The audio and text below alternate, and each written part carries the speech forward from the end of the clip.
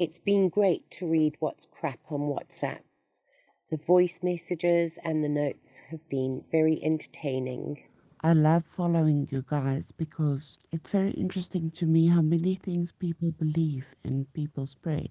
Africa Check is 'n wonderlike platform om vals inligting aan te stuur as die regte inligting. Hierdie inisiatief is fantasties, julle, en ek hoop regtig julle hou so aan en julle gaan van sterkte tot sterkte.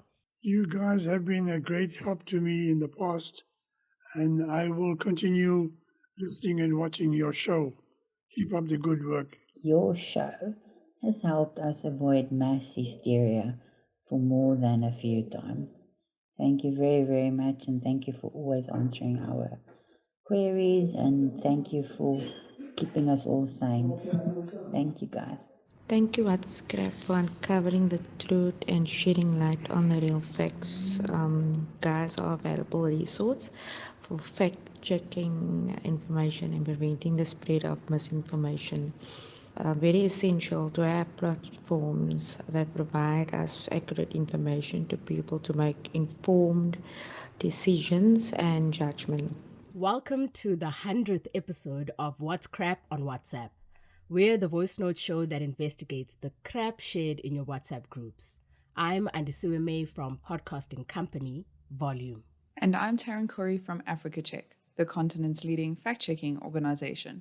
Can you believe it's our 100th episode? Right? It seems like only yesterday that we started the show. To commemorate the occasion, we've got a special episode lined up for you. We're taking a deep dive into health misinformation, focusing on quack cures for cancer. Can you prevent or cure cancer by detoxifying the body of toxins that cause it? Can you cure cancer by making the body less acidic? We also explore some of the trends in health misinformation that we've noticed on the show and offer tips to avoid dodgy health advice.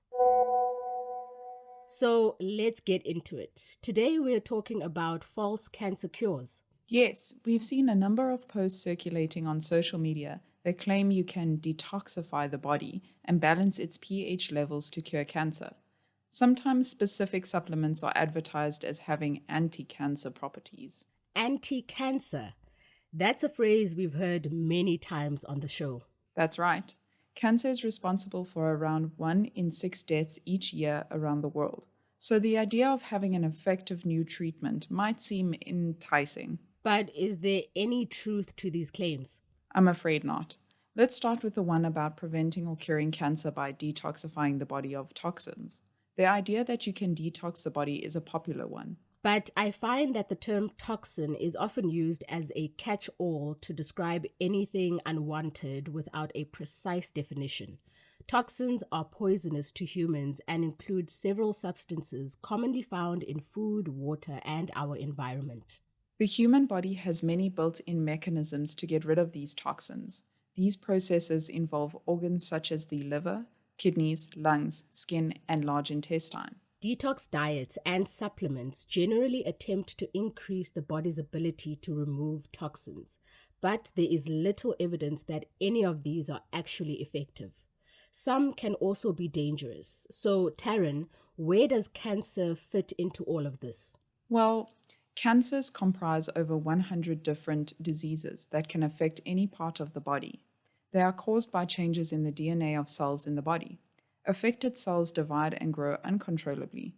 The cancerous cells can then spread to other parts of the body, a process called metastasis, which is what eventually causes death. Because the processes that lead to cancer take place over a long time, it can be difficult to isolate the exact factors responsible. Claims on social media seem to assume that if toxins eventually cause cancer, then removing them from the body will stop cancer from developing. But there is no evidence in the scientific literature to support the idea that detoxification could prevent or cure cancer. Supplements claiming otherwise have no credibility and can be classified as scams and money-making practices. What about the claim that you can cure cancer by making the body less acidic? Also crap. This claim is based on the idea that cancer exists and flourishes in an acidic environment and deteriorates and dies in an alkaline environment. Making the body more alkaline is therefore claimed to be important in fighting many kinds of diseases. This is where social media posts will often refer to pH. The amount of hydrogen in something is measured on the pH scale. Everything falls somewhere on a scale from 1, lots of hydrogen and very acidic, to 14, very little hydrogen and alkaline or basic. Right.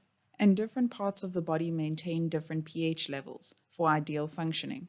For example, blood is slightly alkaline, with a normal pH just above 7, but stomach acid has a much lower pH, usually around 2, so that it can break down food for digestion and stop pathogens that might make you sick. But changing the body's pH could be disastrous. It is carefully regulated by a number of processes in the body to keep functioning properly. It is essential for the body to maintain a delicate pH balance in the blood and other areas, and this can't be changed in the long run without serious health consequences. These claims about detoxing and balancing the pH level of the body sound very familiar. Come to think of it, out of the over 300 claims we've fact-checked so far, a large number of them have been about health, right? That's right. Africa Check logs every claim we receive on the show, so we can track how misinformation is spreading on WhatsApp and stay ahead of the potential harm it might cause. In 2020, 57% of our claims were about health, and of those, a majority were claims about COVID-19. That's interesting, but it also makes sense since 2020 was the height of the pandemic in South Africa.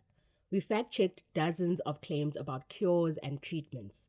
Some are even similar to the ones we looked at today. Yep. Listeners might remember the episode which debunked claims about miracle cures for treating COVID-19 with the use of very simple household items like lemon and baking soda. This trend has been pretty consistent. Even today, health claims make up over 50% of the claims we receive from subscribers. From claims about paracetamol pills that contain virus to typhoid in South African water, we've seen it all. But why do you think these kind of claims are so popular? That's a good question. It could be because these are topics that affect us all. We have all been sick and sought treatment at some point in our lives. Right. And we might be tempted to share health advice with family and friends if we think the information could be useful. We also have to consider that in contexts where medical treatment is costly, miracle cures that claim to present no side effects or cost little to no money seem like a quick and easy solution. True, and while some of these claims may not be strictly harmful, they could discourage sick people from seeking real medical help.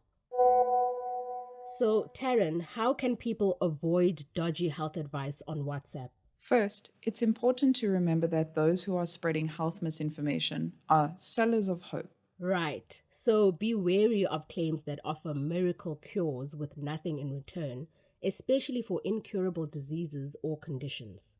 Look for who made the claim and check what their credentials are. Miracle cures shared only to social media are a big red flag. Another thing to look out for is very simple cures that claim to treat incurable diseases.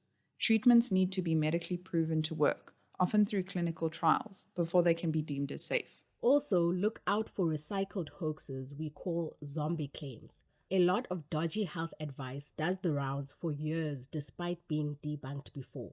We see these claims pop up over and over, and a quick Google search will almost always bring up multiple fact checks. If you're not sure whether the health advice you've seen on social media is correct, rather contact your doctor. Medical professionals are best placed to offer advice suited to your individual needs. That's all the time we have for today. We hope you enjoyed our 100th episode. Your friends and family can sign up for our show over WhatsApp. The number is 082 709 3527. Make sure to save us as a contact in your phone and send us a message. You can find the show wherever you get your podcasts, from Apple to Spotify. If you listen there, you'll find show notes and a link to the fact checks. Remember that you can send us a WhatsApp message, a picture, video, link, or voice note that you need fact checked. Just forward them to us on WhatsApp. Our theme song is composed by John Bartman. I'm Andisueme. And I'm Taryn Curry. Bye for now.